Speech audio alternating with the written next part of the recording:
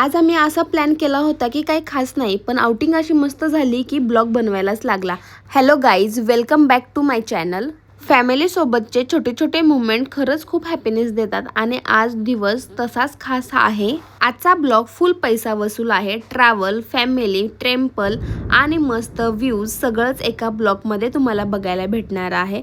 Finally आम्ही त्या लोकेशनवर पोहोचलो. तर गाईज, आम्ही आता भंडारी डोंगरावर पोहोचलो आहोत आणि खरं सांगायचं तर आहे ना, आम्ही या ठिकाणी पोहोचूच तर आहे ना खरंच थोडासा अंधार पडलेला होता. आता आम्ही या ठिकाणी उभा राहून पूर्ण व्ह्यू बघत आहोत. इथे इतका अंधार आहे की सगळीकडे काळोख दिसत आहे. थोडाच वेळात आम्ही या ठिकाणी थांबून व्ह्यूज बघितला आणि या ठिकाणी ना कीर्तन चालू होतं आणि कीर्तन संपल्यानंतर आम्ही मंदिरात जाऊन दर्शन घेतलं आणि इथली वाईब आणि इथलं वातावरण खूप छान आणि शांत होतं. या ठिकाणी खूप लोकसुद्धा होते. थोडंसं दिसतंय ना, त्यामध्ये ही खूप वेगळीच मजा आहे आणि तुम्हाला मी या ठिकाणचं नवीन मंदिर जे बांधकाम सुरू आहे ना, ते तुम्हाला मी दाखवते. खूप सुंदर असं बांधकाम सुरू आहे या ठिकाणी. चला तर मग आता आम्ही दर्शन घ्यायला जात आहोत. तुम्हाला त्या ठिकाणी जगद्गुरू संत तुकाराम महाराज यांचं मंदिरातलं भंडारी डोंगरवरचं मंदिर मी तुम्हाला दाखवलेलं आहे ह्या ब्लॉगमध्ये आणि आमचं दर्शन झालं. खूप सुंदर असं दर्शन झालं आमचं.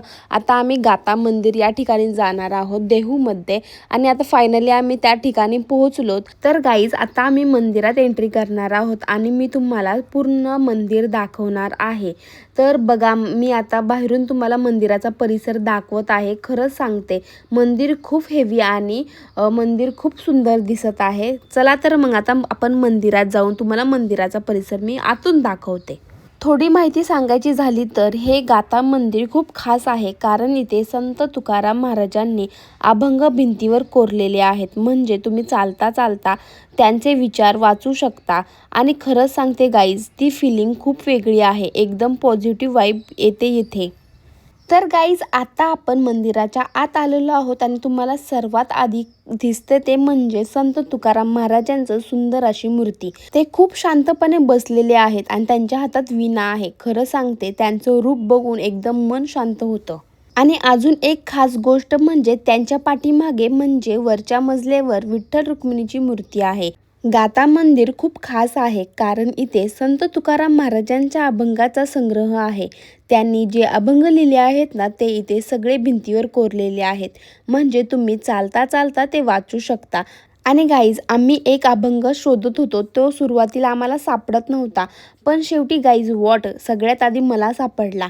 तो अभंग आहे सुंदर ते ध्यान उभे विठेवरी. याचा सिंपल अर्थ असा आहे की भगवान विठ्ठल खूप सुंदर दिसतात. ते विठेवर उभे आहेत. गळ्यात तुळशीची माळ आहे. त्यांनी पितांबर घातलेला आहे. तर गाईज, मंदिराच्या आतमध्ये अजून एक गोष्ट दिसते, ते म्हणजे संत तुकाराम महाराजांच्या मूर्तीवरती सुंदर अशी कोरीव काम केलेलं आहे.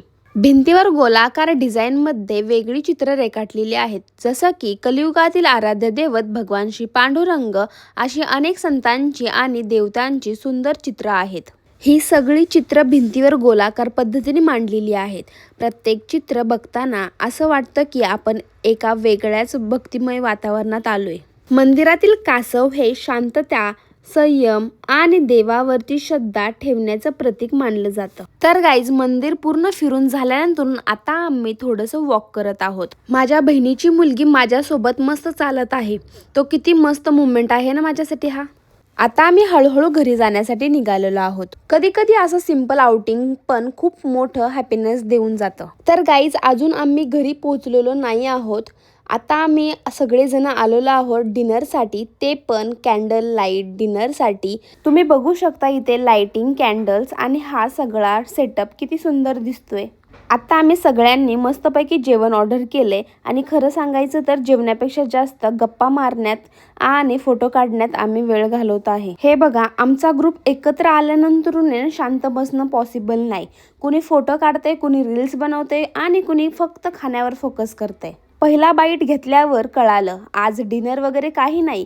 आज फक्त खायचं आणि एन्जॉय करायचं मस्त. असे मुमेंट खरंच खूप स्पेशल असतात, कारण सगळे एकत्र आल्यानंतर हसतात आणि हे मेमरीज कायम लक्षात राहतात. डिनर झालंय, पण आमची मस्ती अजून चालूच आहे. आता थोडे फिरणार, अजून फोटो काढणार आणि एन्जॉय करणार. तर गाईज, आता आमचं मस्तपैकी कॅन्डल लाईट डिनर वगैरे सगळं कंप्लीट झालंय. पोट पण फुल झालंय आणि मन पण खूप हॅप्पी झालंय. आता आम्ही सगळे हळूहळू घरी जाण्यासाठी निघालेलो आहोत. आणि हो, अजूनही आमची एनर्जी कमी झालेली नाहीये. पण एक गोष्ट आहे, घरी जायचं आहे, पण मूड अजूनही पार्टीचाच चालू आहे. कोणी गाणं लावतंय, कोणी झोपतंय आणि कोणी अजून फोनमध्ये रील्स बनवतंय. तर गाईज, आजचा ब्लॉग इथेच एंड करते. जर तुम्हाला हा व्हिडिओ आवडला असेल तर एक छोटासा लाईक करा आणि तुमच्या फ्रेंड्ससोबत शेअर करायला विसरू नका. ब्लॉग आवडला असेल तर लाईक, शेअर, कमेंट करायला विसरू नका. सगळ्यात महत्त्वाचं, सबस्क्राईब करायला विसरू नका. भेटूयात अशाच नवीन व्हिडिओमध्ये. तोपर्यंत धन्यवाद.